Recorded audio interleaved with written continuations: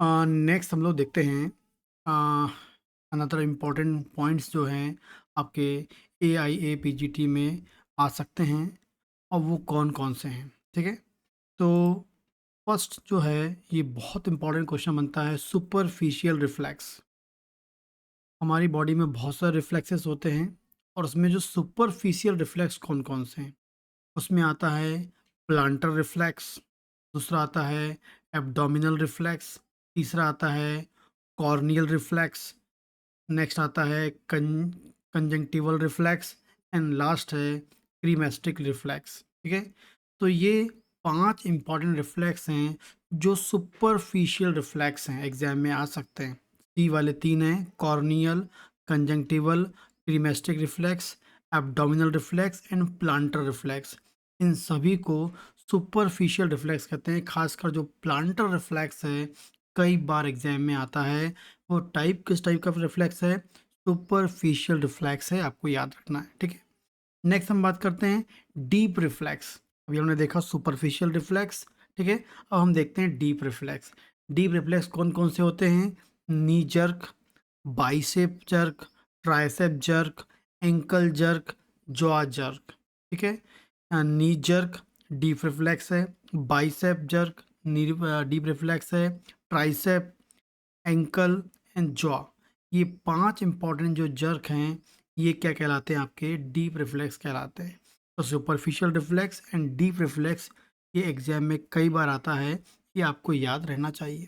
ठीक, आगे बात करते हैं कि यदि आपको यदि आपका जो डीप रिफ्लेक्स है वो बढ़ गया है, जो डीप रिफ्लेक्स है वो बढ़ गया है, तो ये हमको बताता है अपर मोटर न्यूरॉन लीजन। जब कभी भी आपका अपर मोटर न्यूरॉन लीजन हो जाए या अपर मोटर न्यूरॉन में कोई लीजन बन जाए, कोई इंजरी हो जाए, कोई वहाँ घाव बन जाए, लीजन बन जाए, तो वो रिस्पॉन्सिबल होता है।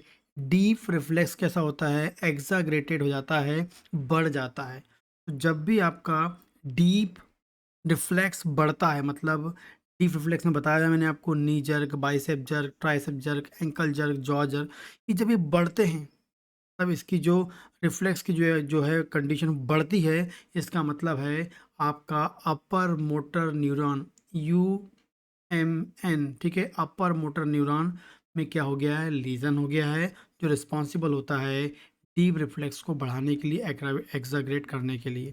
आगे बात करते हैं, यदि आपका डीप रिफ्लेक्स लॉस हो गया है, डीप रिफ्लेक्स आ ही नहीं रहा है, ठीक है, तो इसका मतलब है लोअर मोटर न्यूरॉन लीजन है।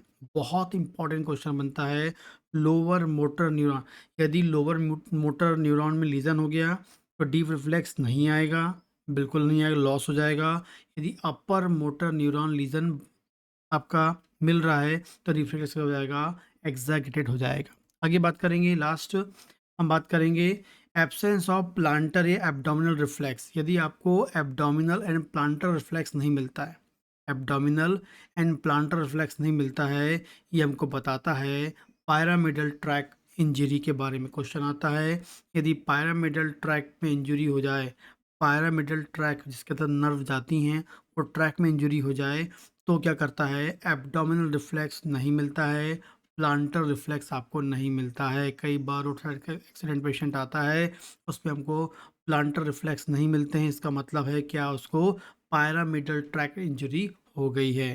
तो इतने इंपॉर्टेंट क्वेश्चंस यहाँ से बनते हैं जो आपको याद होने चाहिए। ठीक है, जितने इंपॉर्टेंट क्वेश्चंस हैं कोशिश कर रहे हैं कि वो आपको बताते जाएं जब तक आपका AIA-PGT का जो एग्ज़ाम है, तब तक आपको पर डे के पर डे एक छोटे क्वेश्चंस आपको मिलेंगे जो आपको एग्ज़ाम में आ सकते हैं। डेली वीडियो देखें। और इसके अलावा यदि BHMS फर्स्ट ईयर का स्टूडेंट है और वो चाहता है कि भाई उसको ऑर्गेन ऑफ मेडिसिन पढ़ना है, उसको मटर मेडिका पढ़ना है, तो वो मेरे ऐप में जा सकता है। उसका नाम है doctor Bhavesh sir classes app. उस ऐप में जाएगा, उन कोर्स को ज्वाइन कर सकता है। सेकेंड ईयर वाला पैथोलॉजी ज्वाइन कर सकता है, थर्ड ईयर वाला गायनेकोलॉजी ज्वाइन कर सकता है, एंड जो क्लिनिकल प्रैक्टिस करना चाहते हैं वो 12 टिश्यू रेमेडी का कोर्स ज्वाइन कर सकता है। ठीक है।